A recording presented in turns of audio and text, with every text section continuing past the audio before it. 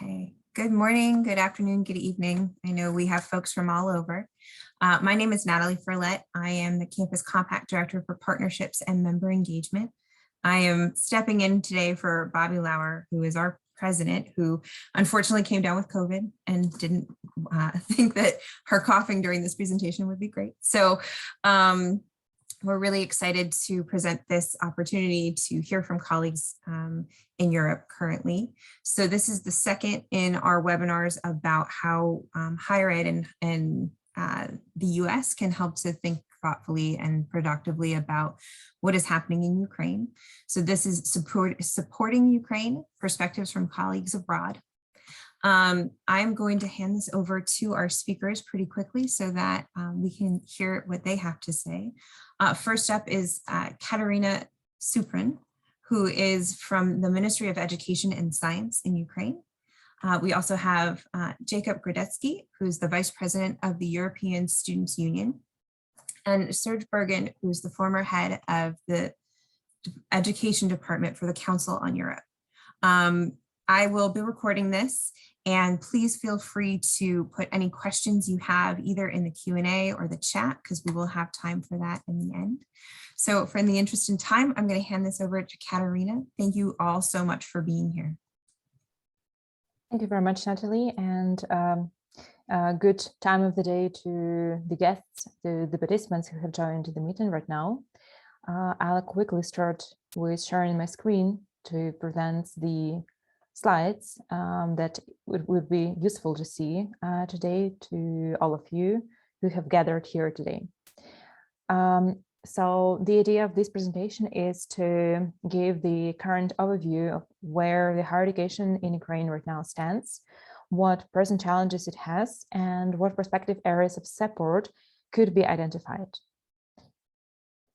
To all of you who may not be so much familiar with the context in which Ukraine right now is operating, today is already the 65th day of war in Ukraine.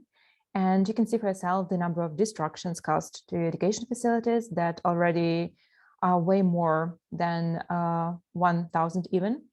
And this is basically how it looks like in the present situation in Ukraine. But also, as you were able to see, the number of people who had to move to other places, like internally within the country, or that had to go abroad and seek refuge, is extremely high. And this number is already over 5 and 7 millions, and they keep on growing daily. And as a result of the Russian aggression and war in Ukraine with support of Belarus, we already have more than 200 children who died, and more than 391 who were injured. So this next slide is a very good visualization of what is happening right now in Ukraine in terms of education facilities.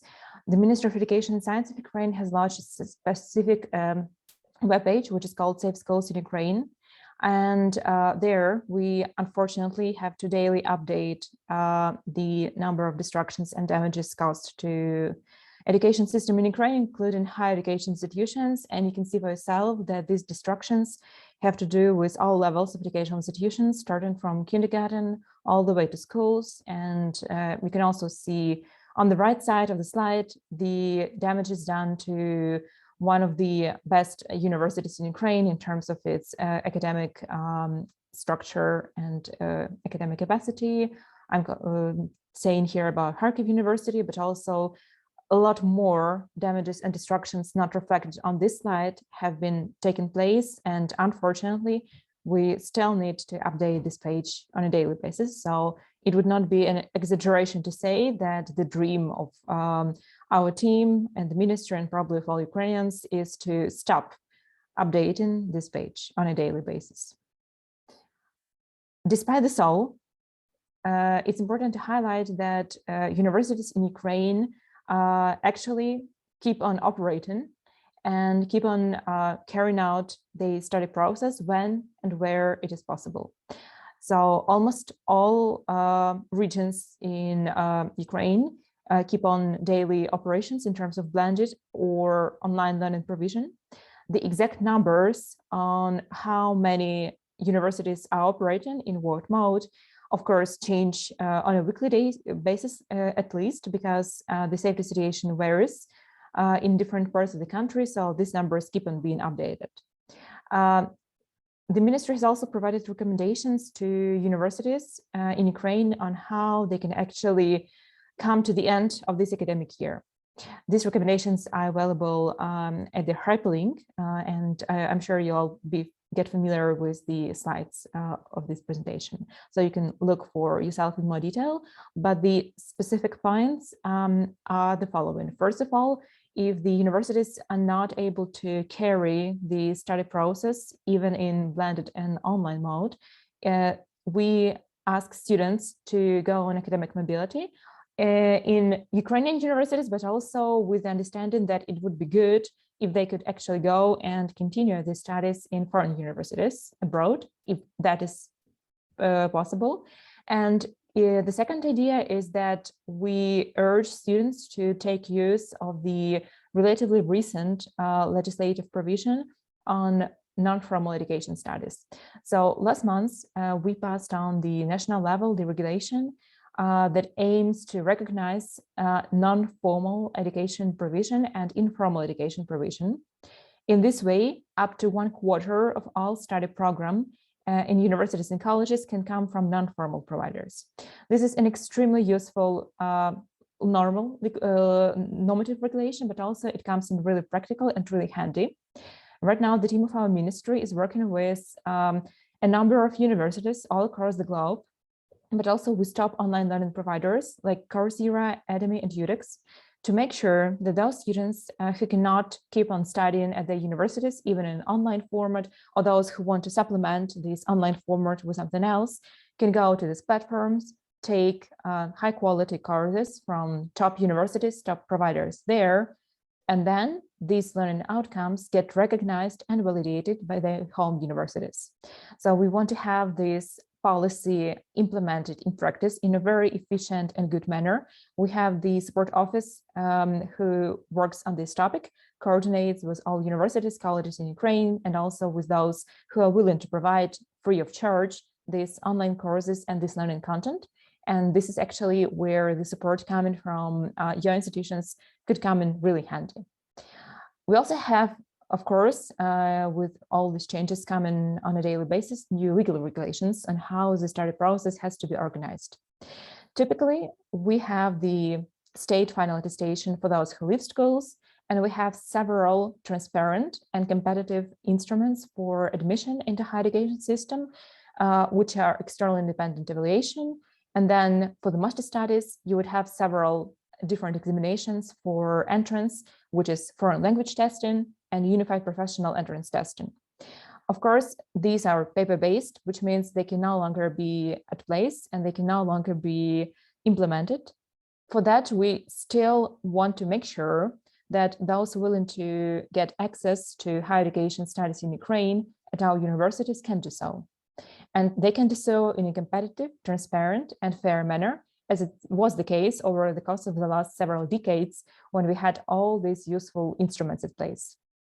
For that, we are working actually right now with our Ukrainian Center for Educational Assessment to implement the new instruments of competitive examination.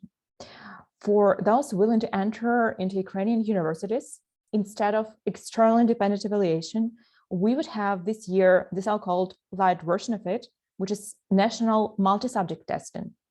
It would consist only of 3 subjects, Ukrainian language, mathematics, and Ukrainian history.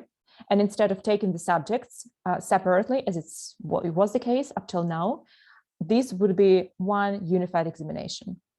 We aim to conduct it in the computer-based version, both in Ukraine, but also abroad. The vision of our ministry and the idea is that anyone, regardless if in Ukraine or in any hosting country, has to have access to higher education studies in Ukraine if he or she is willing to do so. And so right now we are working with the neighboring hosting countries in the European Union to make sure that we can organize this national multi-subject test at the premises of the embassies and higher education institutions. The same goes for the testing on the master level for those tests of educational competence and complex tests for master studies. We hope that this work will be finalized in the near several months and start in mid-July, based on the safety situation and the progression of the Russian war in Ukraine at that point of time.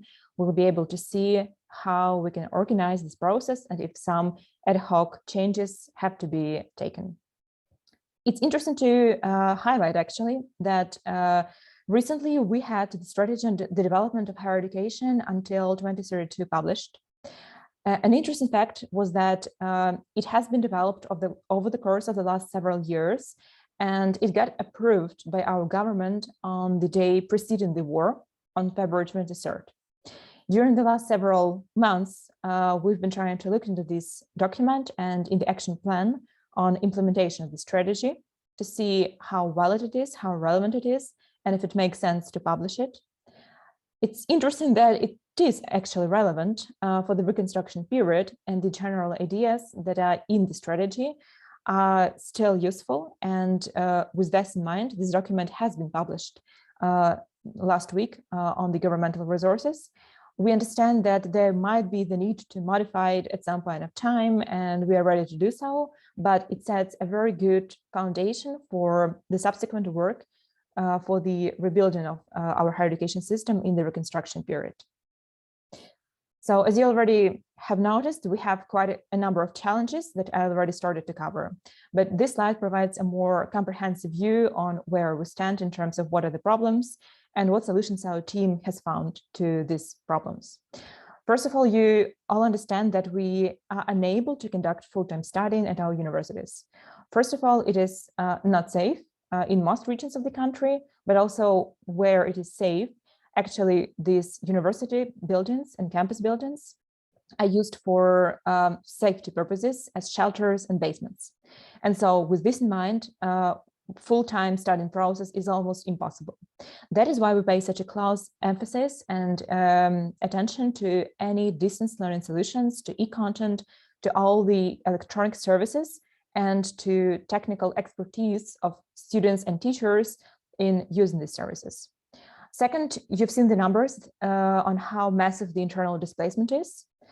Of course, we need to manage these internally displaced students' staff to make sure that they can continue their studying process and teaching process, if possible.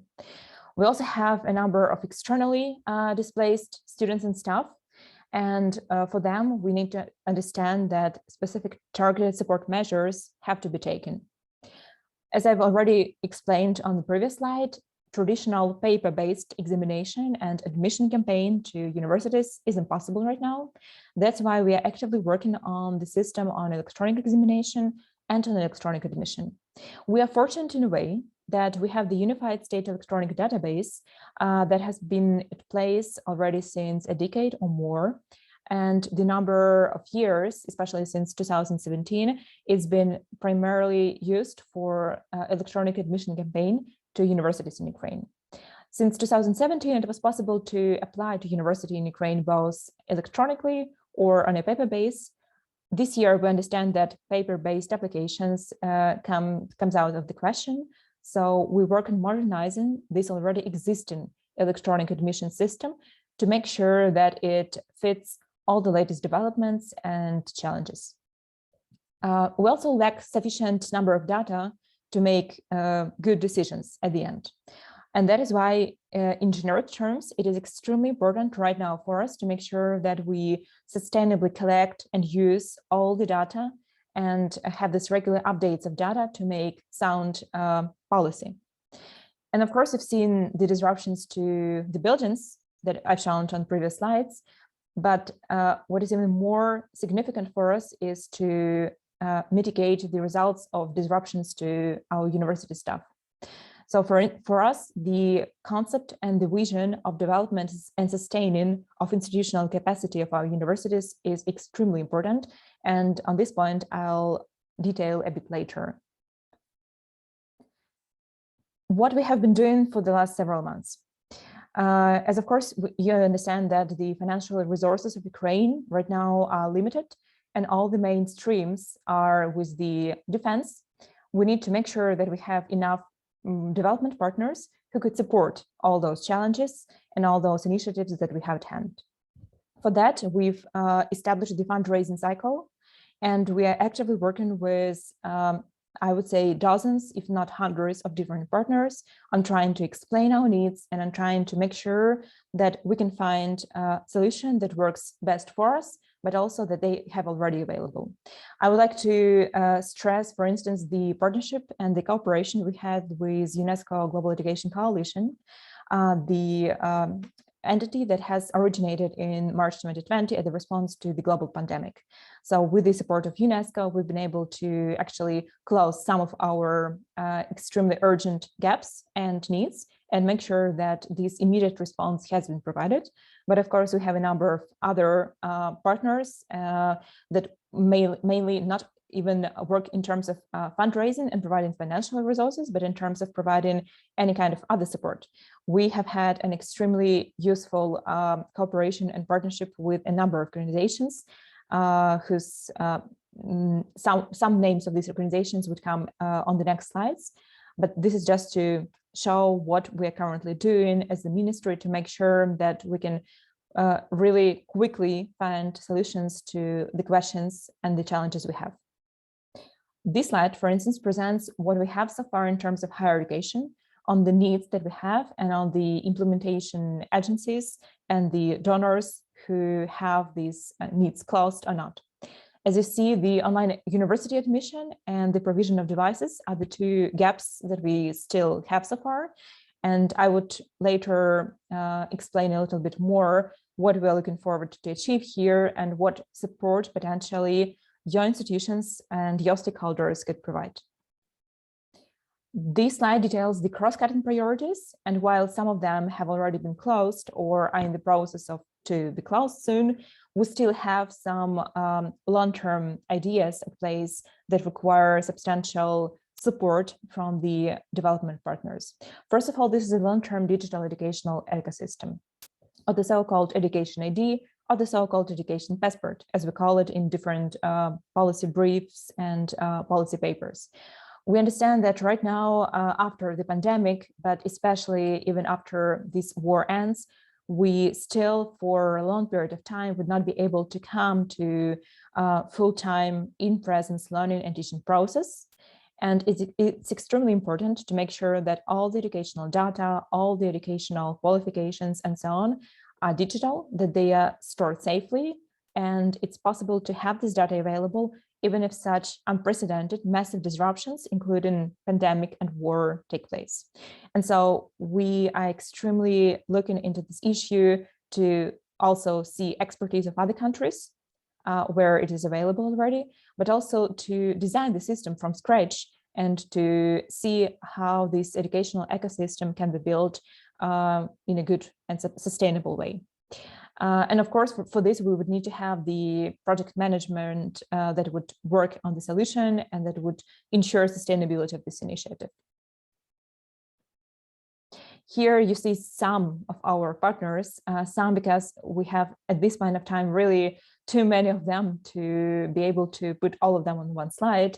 But on behalf of the Minister of Education, I would really like to thank all of these wonderful organizations and companies, but also not only those that are right now on the slide, for all the support they've provided so far.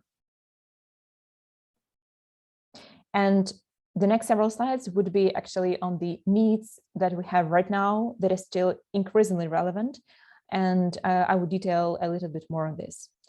First of all, we understand that in the context of distance and online learning provision, if you do not have the gadgets, you're not able to study or teach. So for this reason, infrastructure support that we require right now comes first. This refers to laptops, tablets, and Google Chromebooks. And you would see on the slide specific numbers of these units that are required right now. Those are estimations that the team of our ministry did jointly with our main provider of educational analytics, Institute of Educational Analytics in Ukraine.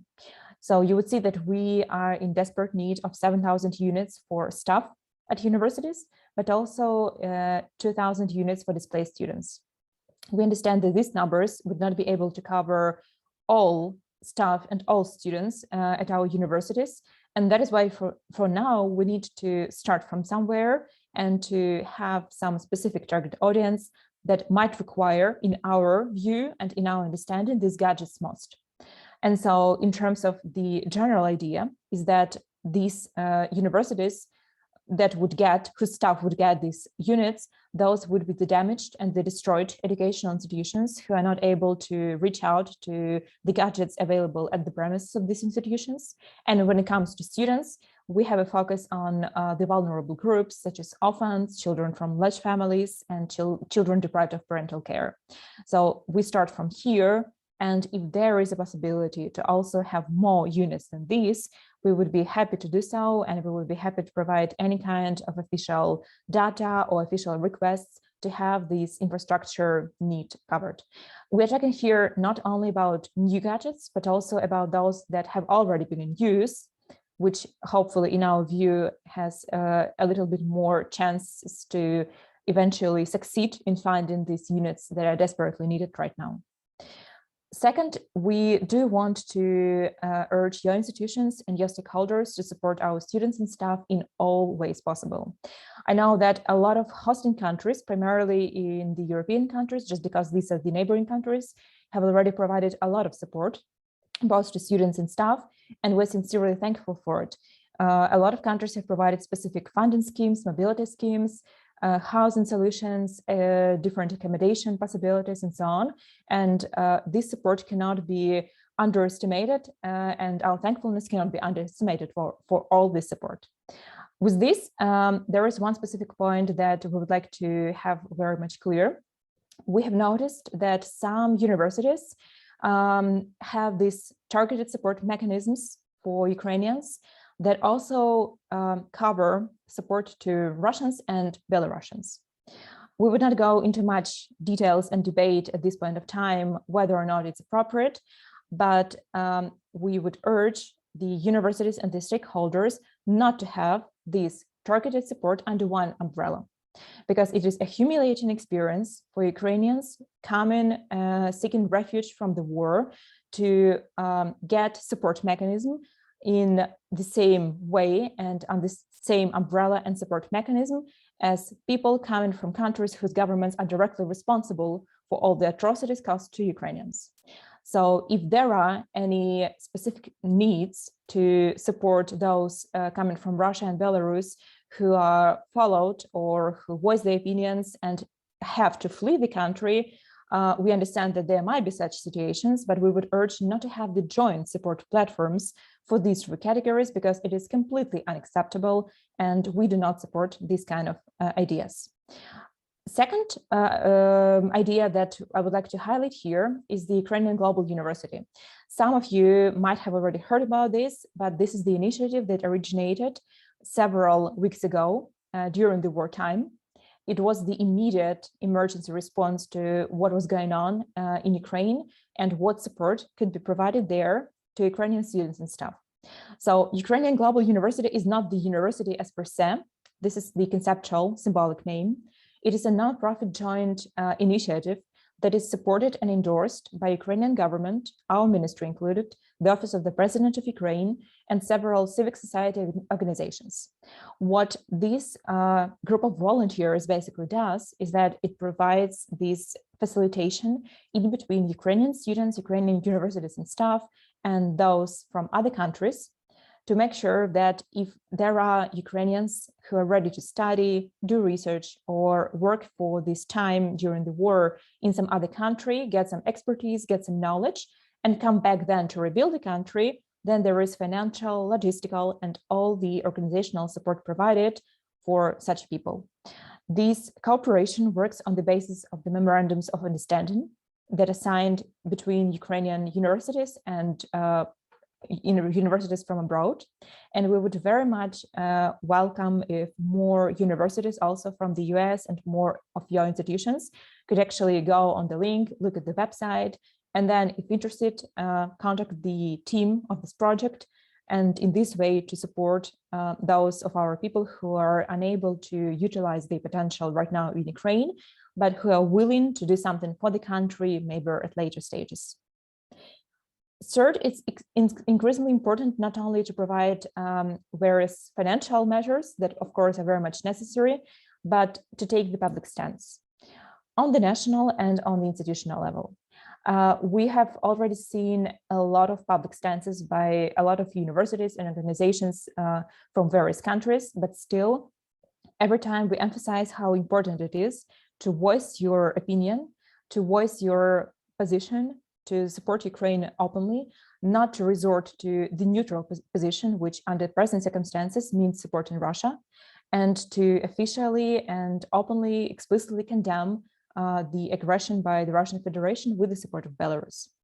And of course, it goes without saying, but it might be worth mentioning that refusal from Russian funds and from project is out of the question. And this is something that has to already have taken place. But if it's not, then this is something that we see as a fundamental way to support end of this war, because any Russian funds that are there in the long run indirectly come as a weapon that are killing Ukrainian people. So for this reason, it's increasingly support to cut off these cooperation mechanisms and not to indirectly support war in Ukraine. I mentioned at the beginning of my presentation that developing institutional capacity of Ukrainian universities is increasingly important for us. The idea is that we are deeply grateful to all the support provided on the individual basis to Ukrainian students and staff and researchers. But we understand that in the long term, it might mean brain drain for our country. And in the reconstruction period, we would really want to avoid this kind of massive brain drain that could prolong the reconstruction period or to make it more painful for everyone. For this reason, we, next to having these individual mobility schemes, want to make sure that our universities and our institutions keep on being capable of doing teaching, of doing research, and of engaging with the community. That is why we have several ideas how this could be made possible at this moment, which is not the full list, and you are free to join with any other ideas that you might have. For us, it's increasingly important that our universities have free access to those associations, projects, and initiatives that there are there. Some of associations, if not all of them, have some sort of fees to be paid to be the members and to benefit from different materials that also aim to increase capacity of these institutions. At present, it comes without question that our universities would not be able to pay this kind of fees to join the initiatives and to be in the realm of higher education development and discussions. But if there is a possibility to waive these fees for the present time and for the first period of reconstruction, we would very much support this, so that our universities do not stand aside, but actually take active part and active role in co-creating educational paradigm and educational spaces. We also see that it would be useful to have the initiatives of joint and double programs with our Ukrainian universities. In this way, it's not only that students go from our universities, get transferred abroad, but this is paying respect to Ukrainian universities that have already invested some resources, human, financial, and time resources into educating the students and into establishing human capital. I know that joint and double programs is very much a difficult thing, and it varies across countries, regions, institutions. It might require some kind of facilitation. So if you're interested in this idea, but there are some questions that you would like to raise or to discuss or to check with the ministry, you can always reach out to me, and we would be happy as the minister to facilitate this kind of joint or double programs to be established. And of course, we see that it's increasingly important to care about our staff, but also to make sure that there are some foreign staff that could be able to teach at our universities in the reconstruction period. In our view, it would support continuity of the study process, and it would also ensure that it's competitive.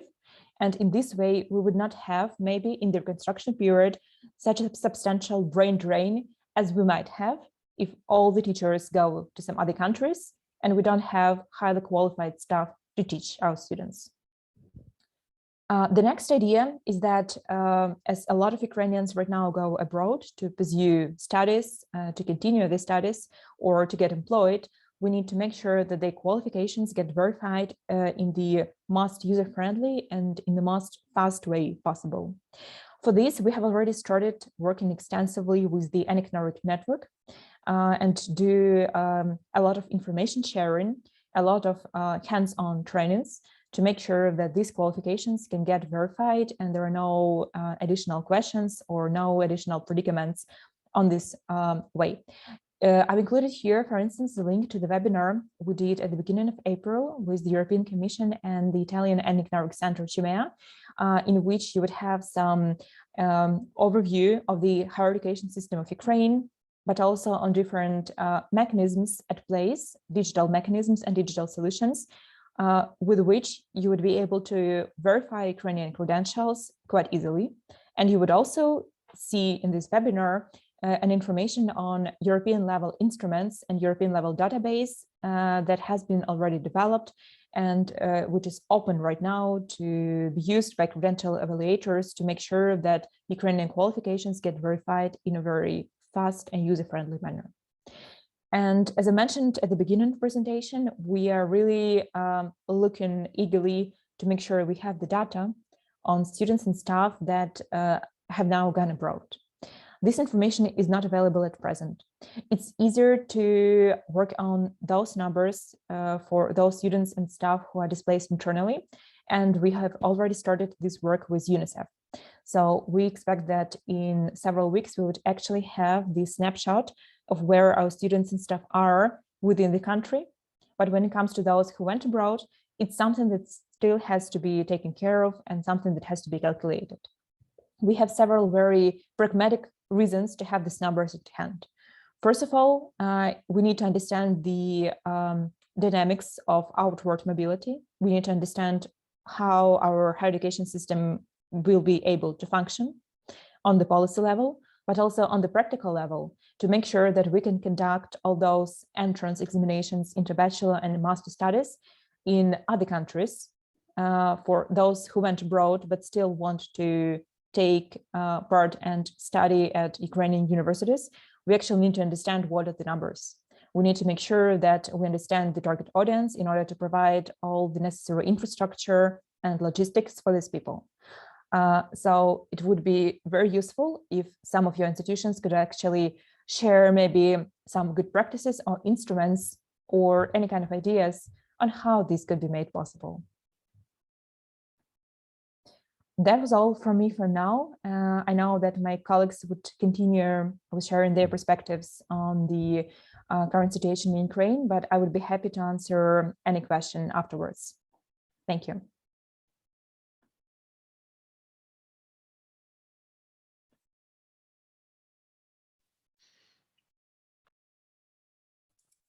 Thank you so much. That was incredibly informative and we really appreciate your time here. I'm going to hand it over to Jacob to talk a little bit about the student perspective and what he is seeing on the ground. Thank you very much, Natalie, and happy to meet you all here. Unfortunately, talking about the topic that we are having, but these are the times that we are facing in right now in the continent, and full support to the Ukrainian people, Ukrainian nation is very necessary for in every corner of the world. So my name is Jakub Grodecki. I'm a vice president of the European Students' Union. Just to give you a bit of the context, in such a diverse education system in Europe, we are having more than 45 unions representing students officially towards the authorities within Europe, so including the Ukrainian Students' Union. We are the umbrella organization holding up together the policies of the students' affairs, the higher education policy in Europe. Basically, we are living as students in the biggest humanitarian crisis in the continent, while the time of our living. So for many young people, it's a first war in the neighborhood, maybe. For our Balkan colleagues, it's only the exception here, but for many young people, it's a first war in the neighborhood just next door, and we as the European community simply cannot agree with this. So shortly, about the European context and diversity of systems in the EU, how it looks, and how the student solidarity in Europe is there to help. And I strongly believe will be at the top of the agenda in the upcoming years to support the Ukrainian people, Ukrainian students, and Ukrainian society to rebuild and fully integrate within the common values that we together believe.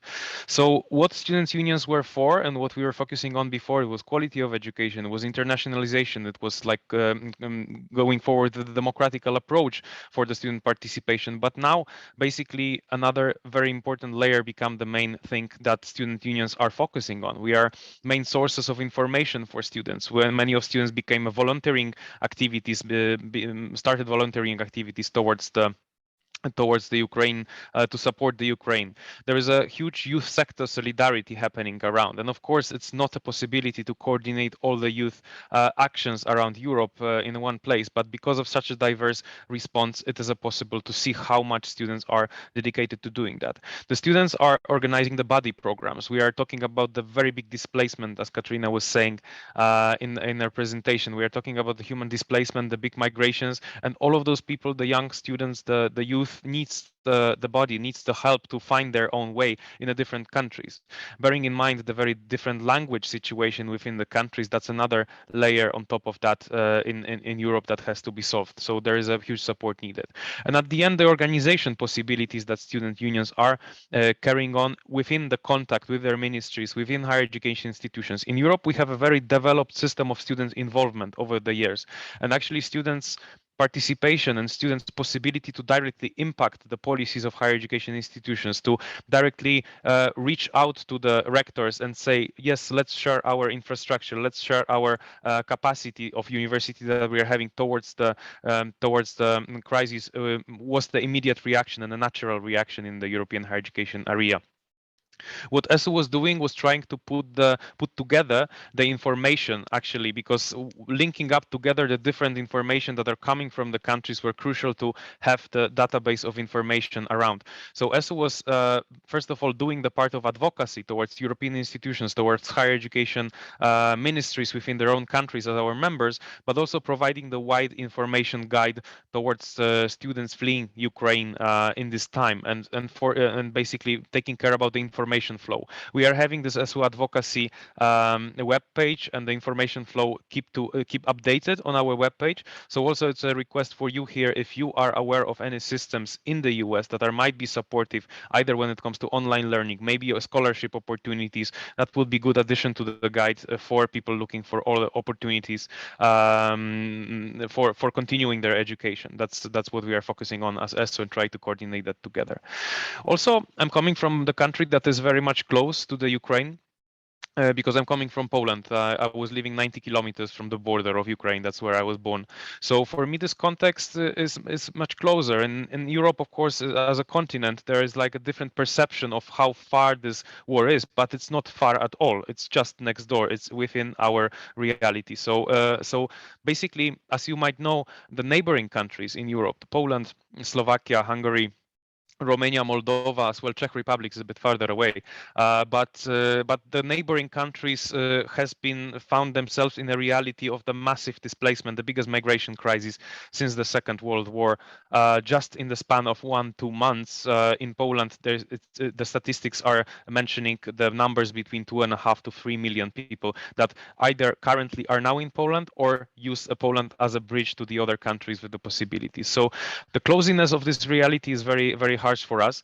But of course, we were more or less the country that was already having a lot of people coming from Ukraine to within our country, within our education systems. And also the closeness of the language supported this situation for people seeking help coming from Ukraine to Poland. So our institutions immediately, already knowing a lot of their own students within the institutions, supported the further actions, opened up the places for university, but first and foremost provided the shelter, provided the spaces to the refugees. The neighboring cities nearby the border, Rzeszów, Krakow, the first cities just across the border were holding the displacement and the increase of the number of people reaching 40–50% of the capacity of the city. So that was the reality, and it's still a reality. It's going a bit slowing down, but that was the reality for the last 2 months.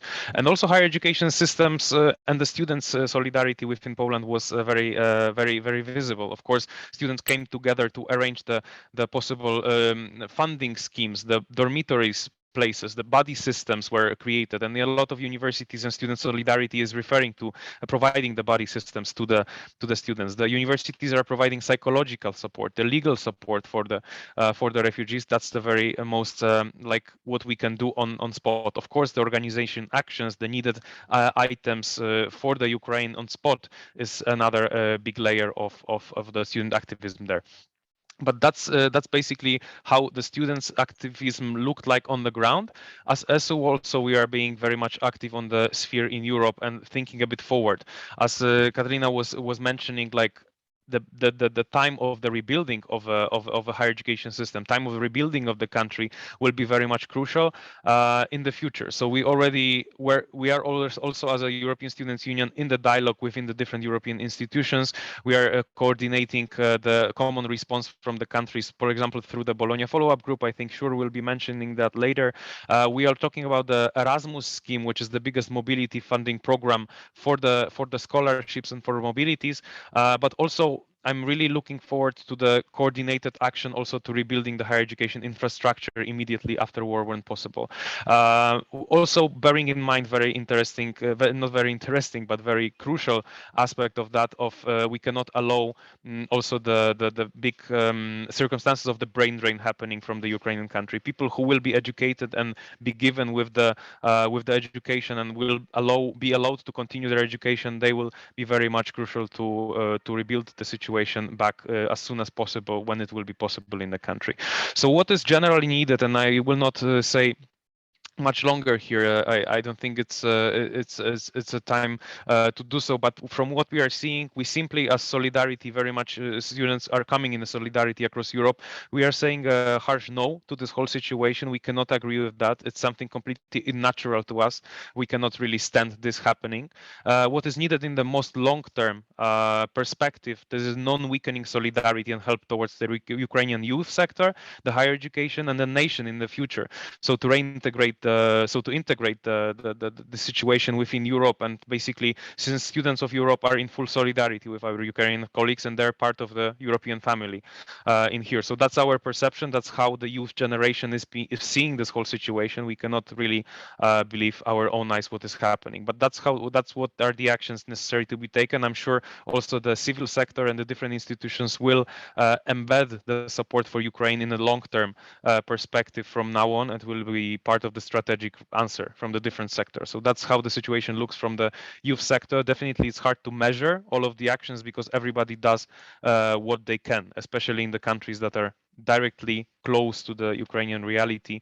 That's how we see the situation right now, and we are in touch with our Ukrainian colleagues from the Ukrainian Students' Union as well, trying to convey this information. So that's a short update and the perception from the side of the students, the European Students' Union, and I'm gonna pass basically the floor now to Shure to give maybe more perspective from the Council of Europe here. Thank you very much for having me here.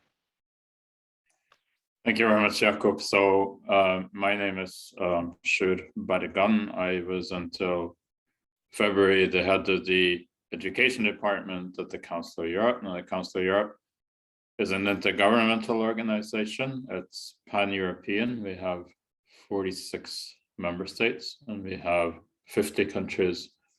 It's something called the European Cultural Convention, which is really the framework for cooperation on education and culture in Europe. Need to distinguish the Council of Europe from the European Union, of course, which is a closer cooperation between 27 member states. All of those 27 members are also members of the Council of Europe. We'll focus on this webinar on the situation of higher education, what we can do as higher education policymakers and practitioners to help our colleagues in Ukraine. But I think, like Jakub, I would start by underlining the huge impact of the Russian invasion of Ukraine in European public opinion. There hasn't been, I think, a shock like this in Europe, probably not since World War II. We've had, of course, regional conflicts. Russia invaded Georgia, parts of Georgia in 2008. Russia invaded the Crimea and part of the Donbass, both parts of Ukraine in 2014. We have the war in Nagorno-Karabakh between Armenia and Azerbaijan, but there has not been an all-out invasion of a European country by another European country, certainly not since the invasion of Czechoslovakia in 1968 and the bloodier invasion of Hungary in 1956. But I think what we're seeing in Ukraine now exceeds even the violence and the impact of both of those events. Did we overlook some warning signs along the road? Well, yes, probably we did. There has certainly been a sharpening of conditions in Russia for several years. We know that civil society, the conditions of civil society to function have been increasingly difficult. We know that non-governmental organizations in Russia who receive support from abroad have been labeled foreign agents, and still, I think it was very difficult to see that it could actually come to an outright invasion of another European country. This is leading to severe questioning in several European countries, I think, in particular in Germany, where we see also, but then one of the coalition partners in the government is the Social Democratic Party, a quite severe questioning and rethink of the position that Germany has had with regard to Russia. Of course, a particular issue concerns the reliance on the energy supply from Russia. In the case of Germany, is particularly high, but also many other European countries. The reaction throughout Europe has been fairly unanimous, but in the EU, possibly with Hungary as a part exception, and then some other countries, obviously, as Katerina said, Belarus is party to the invasion of Ukraine. Armenia and Azerbaijan are in a particular position also. It has relaunched a discussion of possible EU membership for Ukraine. It has also led Finland and Sweden to consider applying for membership in NATO, which so far had not been a part of realistic policy. So you see that the European policy context is really changing very rapidly. As both Katerina and Jakub mentioned, also we're seeing large flows of refugees to other European countries, and particularly the countries that have a shared border with Ukraine. Poland is the country that has received the highest number of refugees. But I would also like to point to a country like Moldova, which is a very small country in a particularly delicate geopolitical situation because it shares a border with Ukraine, but a part of the territory of Moldova, Transnistria, is also in effect Russian occupied by. It is in a particularly delicate.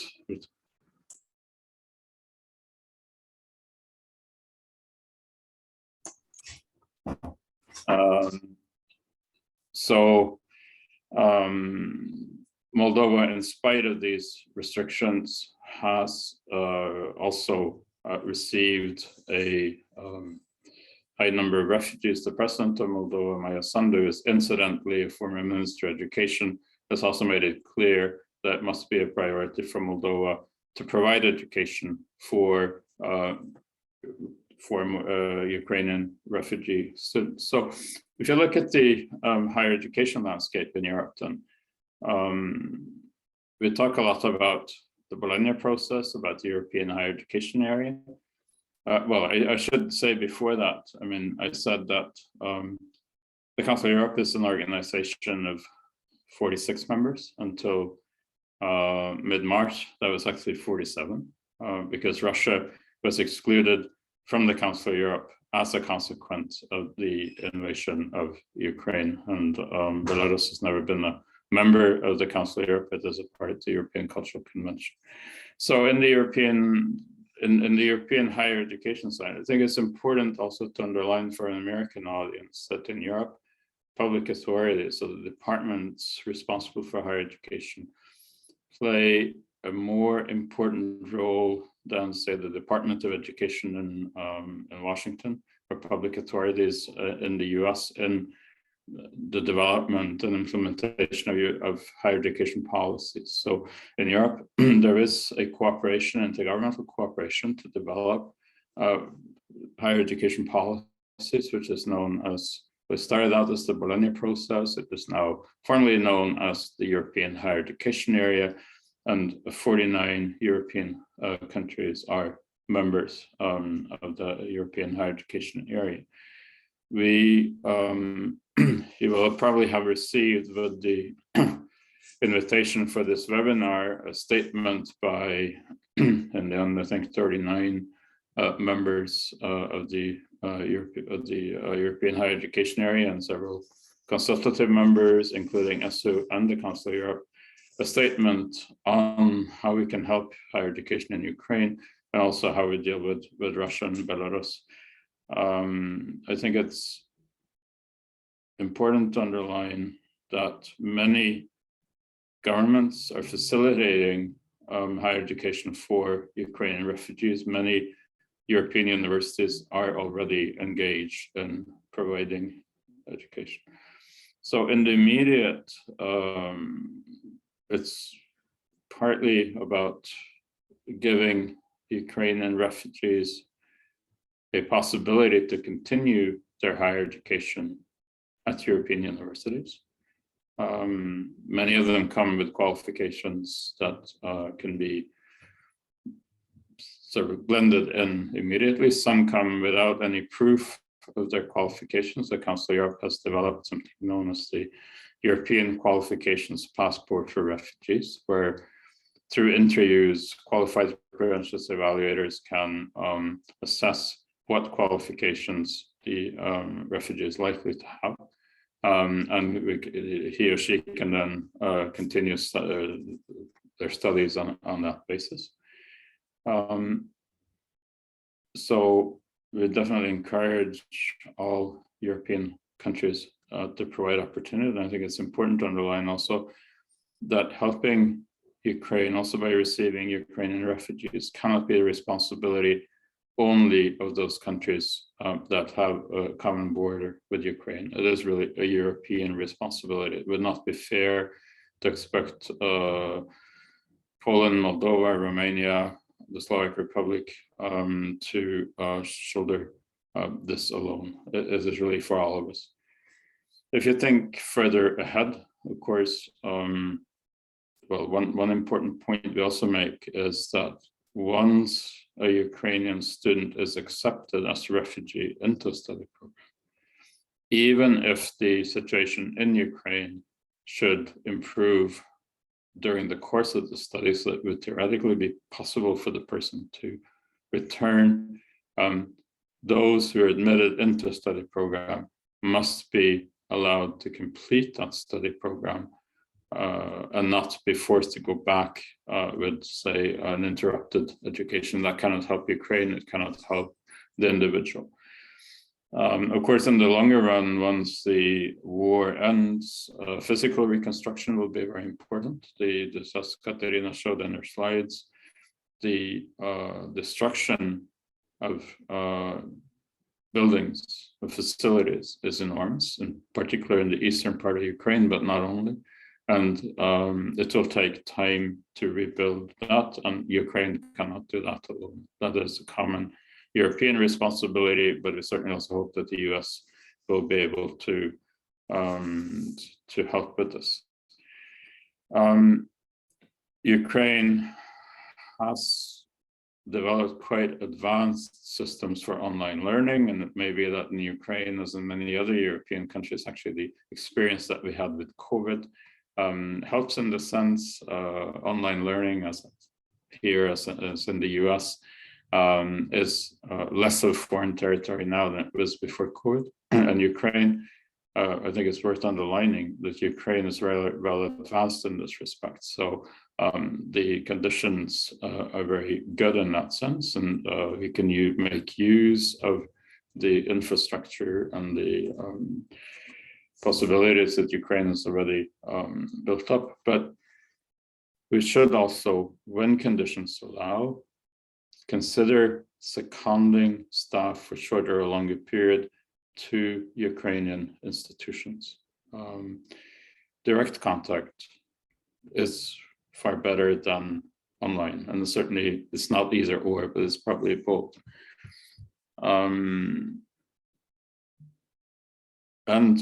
Providing assistance in Ukraine will also, on the one hand, enable us to reach many more students than we could by instituting scholarship schemes to send Ukrainian students abroad, but it will also increase the possibility that the students that Ukraine really needs in the future are likely to remain in the country. There is always, when you talk about student exchange, a tension between what might be a good opportunity for the individual to go abroad, stay there, work abroad, and the need for the home country to have a well-educated citizenry. And there's of course not either or. We don't expect that every Ukrainian student who leaves Ukraine to study abroad will return, but we do, and I think many Ukrainian academics can also help from abroad. But it is important that there not be a huge brain drain. And then there's, of course, as a final point, what do we do about Russia? Because we want to help Ukraine, but we also have to deal with our relationship to Russia. I think we have at least three different categories here. One is those who very clearly support the war against Ukraine, and that unfortunately includes the Russian Rectors Conference. The Russian Rectors Conference published a statement in early March with very strong support for the war, that even included an assertion that the main duty of education is to foster patriotism, etc. And that, of course, cannot be a good basis for academic cooperation. That certainly does not correspond to the view of education that most of us would have. I accept that some of the rectors may have signed this declaration under duress, but they did sign, and a few, if any, Russian rectors actually got their position through opposition to the government. So I'd be very wary of any argument saying we can't really take this seriously because they were forced to. It is an official statement. There has been no later statement to the opposite, so we have to believe that this actually is the position of the Russian Rectors Conference. Then there are a good number of Russian academics who have spoken out at considerable personal risk. They deserve all the support that we can give them. As long as they remain within Russia now, it's very difficult to see what that support can actually be. And as Katerina said, if they're abroad, we can help them, but not in the same, as part of the same scheme as for Ukraine. And then there is, of course, a large middle group who are not perhaps very active supporters of the war, but also who don't go on the barricades. As things are now, I would find it very difficult to see how we can actually deal with this group other than by not having any official contact. So unfortunately, part of the consequence of this war is that academic cooperation with Russia, other than outspoken individual academics is not only difficult, but also morally probably not defensible. So what kind of time perspective are you talking about? This clarity is not short term.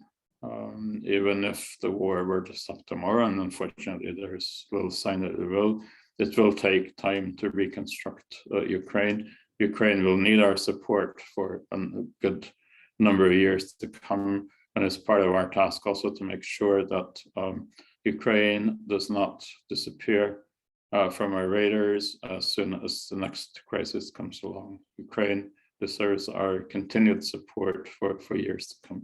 So I think I'll stop with that and slide into my other role, since Babilar unfortunately was not able to be with us, and that is to moderate a discussion or a number of questions. So please feel free to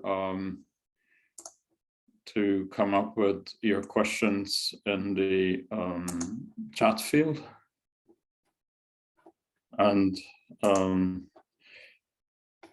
if not, I will perhaps then try to stimulate to get you going, and maybe ask Katerina first to say if you could pick one or two or three actions that US institutions, who are obviously further away from Ukraine than European institutions, but what are the one or two or three most important things that US universities could do to help Ukraine in this situation?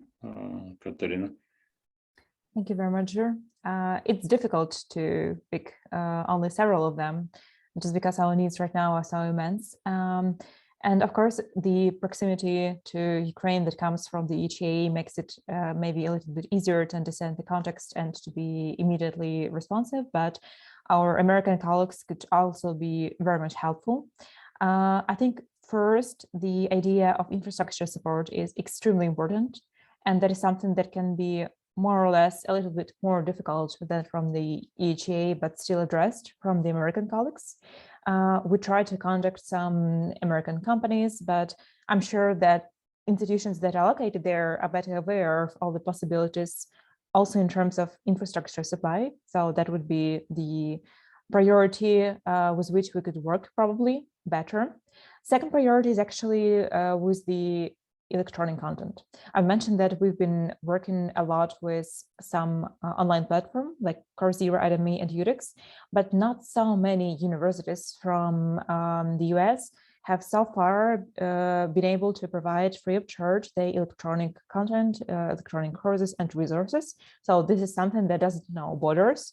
So we would very much welcome to make sure that if there are such possibilities to cooperate in this manner and to provide free of charge learning content for our students, we'd be happy to discuss it in more detail, to detail what kind of cooperation and what kind of, let's say, deployment schemes we already have with different universities and different platforms. And so to make sure that we can launch in a very expedient manner and without any delays. And of course, I think that institutional capacity for universities is something that would be very much relevant also for the American colleagues. Some of our universities prior to the war have already had some joint or double programs. We have a number of institutions that have joined PhD programs, even with some universities in the US, which shows that actually there is a good foundation for this support. And we would very much welcome these joint ventures and the joint study possibilities to be developed further. Thank you very much, Katerina. I would perhaps also like to add that if your institution already has contacts with a Ukrainian institution or with an individual Ukrainian academic, by all means, use those contacts to further cooperation. In a situation like this, very often the willingness to help is very big, but it's difficult to see exactly what you can do. I think, as you will have seen from Katerina's initial presentation, the Ministry of Education of Ukraine has fairly clear ideas about what the top priorities are. And it's important also that the assistance be coordinated as far as possible. So if your institution feels that it can do something, by all means do that, but perhaps also by making contact with Katerina or other colleagues in the Ukrainian ministry to start with, so that this is coordinated to us. And then Jakub, I would then perhaps pass on to you and ask, how do you see the role of US students also in the situation? What can your colleagues at US institutions do to help Ukraine? And since most of our participants here are faculty and staff rather than students, what can they do to help mobilize US students on behalf of their Ukrainian colleagues? Yeah, first of all, in the very short term reality, every support, either organizing material support or simple solidarity action, is already a stance, right? It's very important also to make actions visible. If there is a opportunity to organize even the meetings over the campuses to talk about this issue, that's already a step forward, especially from long distance in here. That's a ongoing reality here.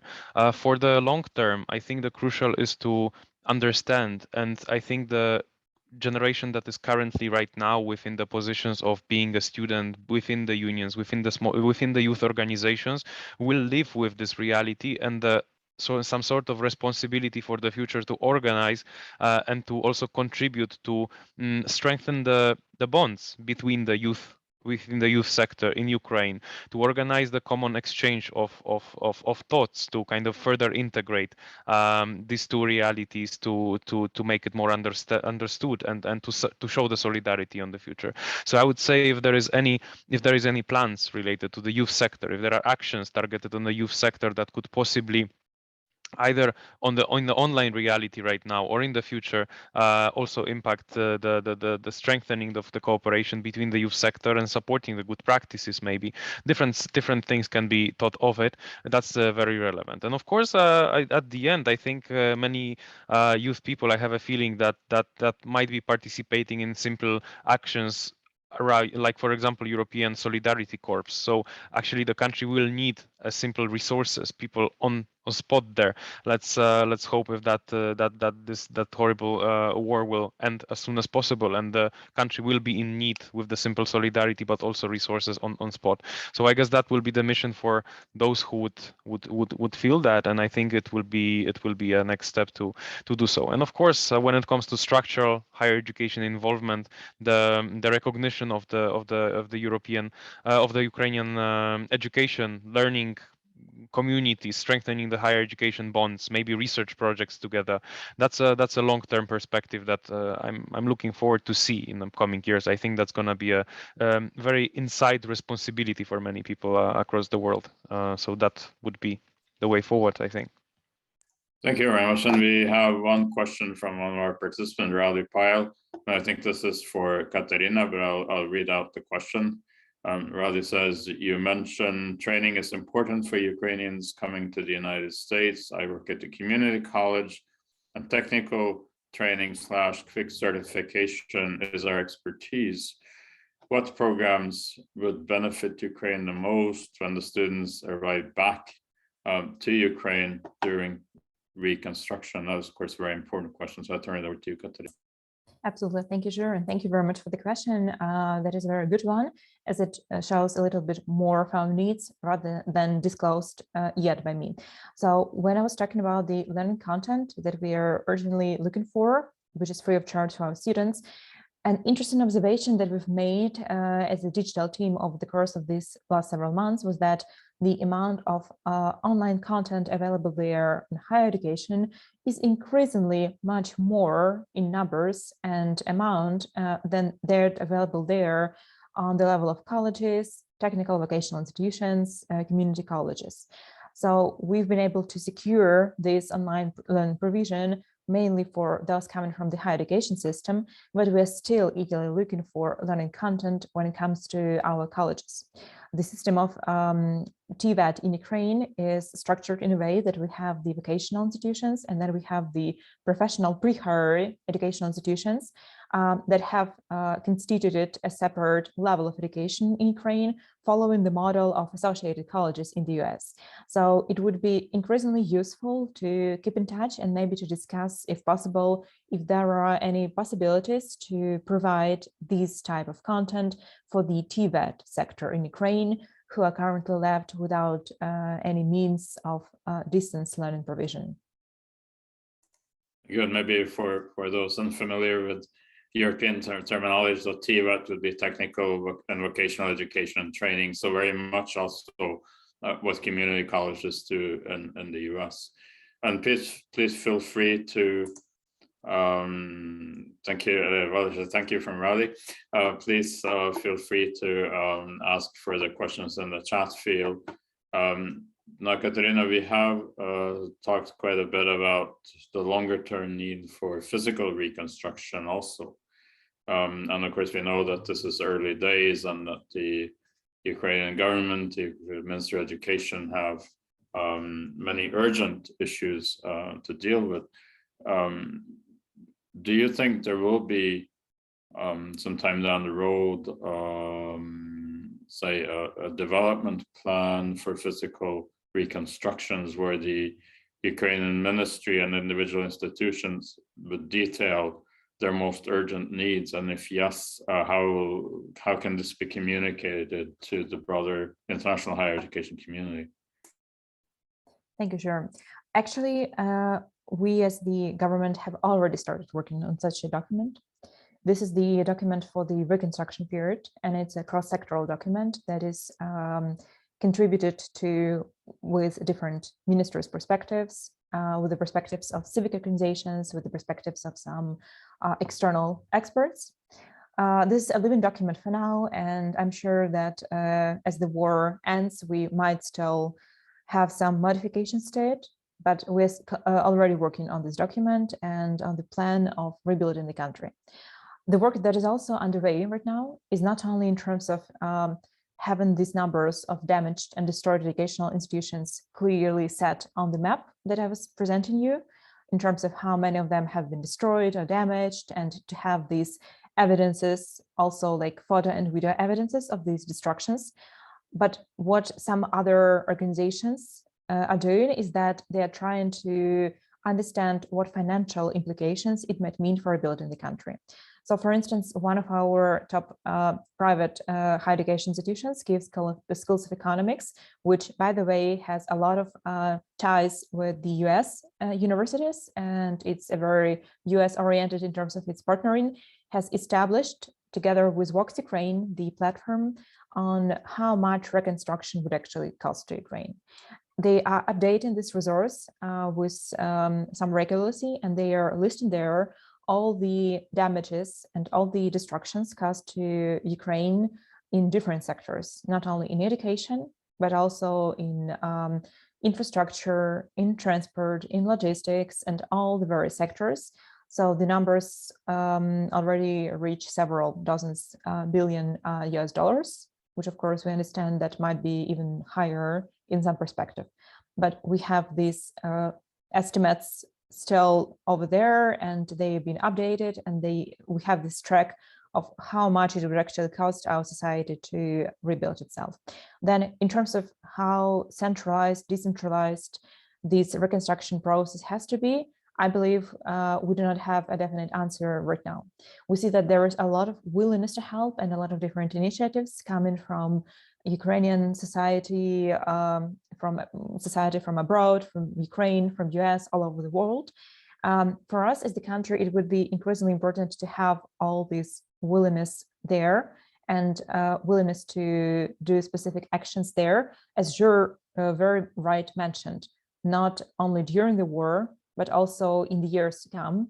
So it would not be very helpful if this all willingness disappears at the moment when we proclaim our victory over this Russian aggression with support of Belarus. But it would be increasingly important to have this willingness to help also in the longer term.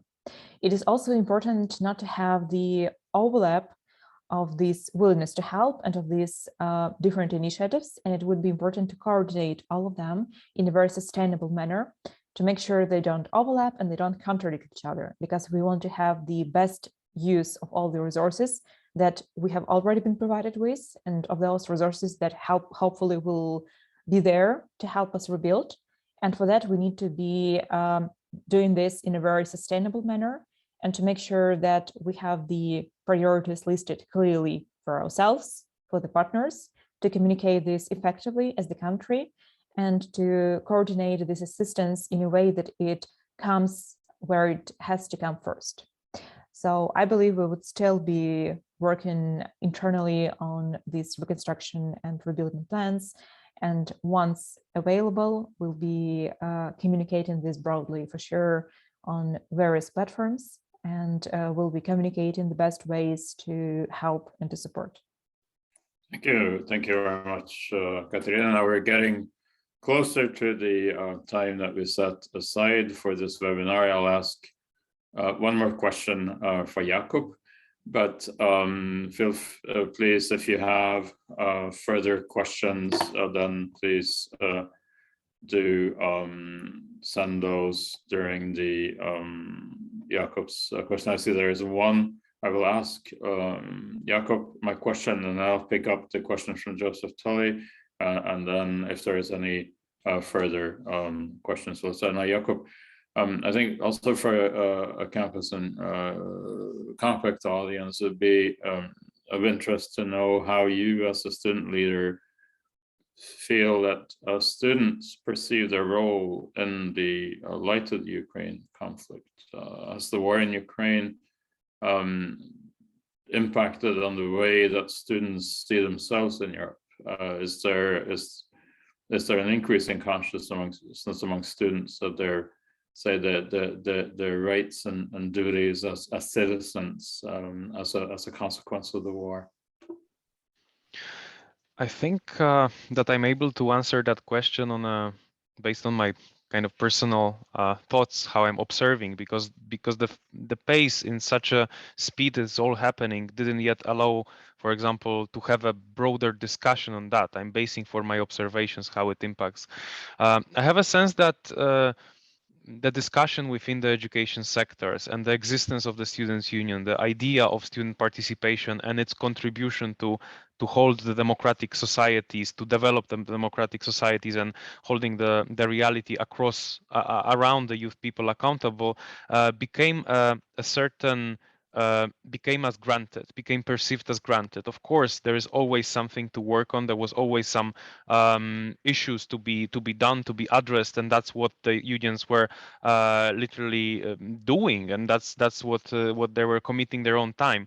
But this particular situation, I think, I would say, stopped the perception of the world as business as usual for many youth people, for many organizations as it is, because the younger people are, the business as usual is the close reality of their perception of the world. And many people who are active, many people who are making impact on the local societies around them, were actually taking many things as granted. And I think the reflection that unfortunately was caused by this terrible situation forced people to think again about the values of unity, of peace, of actually the strength of the world, and being able to cooperate between the countries, between the different societal actors, between ourselves as a human beings, basically. So I have a strong sense of that reflection being there present in the different panels, between the talks with my colleagues around. I do not yet know how in particular that affects the policy making, the future plans of the unions, how it motivates more people to act. But I think it's basically reshaping also the reality, the perception of the world that we are living in. Because even not talking about the war on Ukraine, the current students were living in a crisis already for 2.5 years. That's another major crisis. We don't know what's gonna happen. And I think the perception of the new generation is that the constant crisis is always somewhere around it. And now it's a war, it has been pandemic. People are simply lacking of yet fully understanding what does it mean to be able to actually to live in a full solidarity, with understanding, with developing the social skills to be able to overcome such challenges together. I have a feeling that this direction in thinking, in the policy, in the reflection coming from the youth generation is being more and more present to how to get the solidarity together, how to address that kind of challenges together. But as I'm saying, we are living from the day-to-day basis. We we have very not much time to have a wider talk on the future, because like every day is waking up, basically checking the news, addressing the everyday situation, and it's hard to state what future will bring us. But that's the perception that I'm having. It reshaped a bit of our thinking. Thank you very much, Jakub. Then we have one final question from Joseph Tully in the chat, and I think it really is for Katerina. Joseph Tully says, other than donations, are there opportunities for ordinary people to help, opportunities for teachers? I'm in the US and work at the community college. We discuss these matters. For example, English teachers wonder if they could be teaching online, and I'm sure that also applies to other academic disciplines. So the final answer to the final question is for you, Katerina. Thank you, Jur. Thank you for the question. Absolutely. We would be happy to have teachers who are willing to dedicate some of their time to deliver English, not only lessons to our students, and also in the higher education, but also in the college sector. As Jur said, we are a digitally advanced nation. Of course, it's not so unified across all the universities and all the colleges. Some of them might have had better advancements and better starting position before the start of the war and before the start of the pandemic. But still, the pandemic was a good lesson for the sector, in that the institutions in the education sector have developed their capacities, have advanced, or at least have got used to these online teaching opportunities. So we would be happy to discuss any possibilities of you or your colleagues to do some teaching volunteering, so to say, in Ukrainian institutions for Ukrainian students. So thank you very much, Katerina. Then on behalf of Katerina Sopron, Jakub Gradeski, and myself, I would like to thank Campus Compact for initiating this webinar, and also for giving to the people who turned in very interest in this dramatic situation, the war in Ukraine. I understand that the recording of this webinar will be available also for people who were not able to turn in. So again, from the three of us, a big thank you, and I turn out to Natalie to wrap up the whole thing. I just wanted to say thank you all to the three of you for giving us your time and your information. This has been really, really helpful. As mentioned, we will make sure that we put all of this online and make it available to you, including the slides, so that you have the links that Katerina provided there. Thank you all again. And this is an ongoing conversation, so Campus Compact will continue to monitor and provide opportunities for folks to engage in this conversation. So thank you all, and have a lovely day.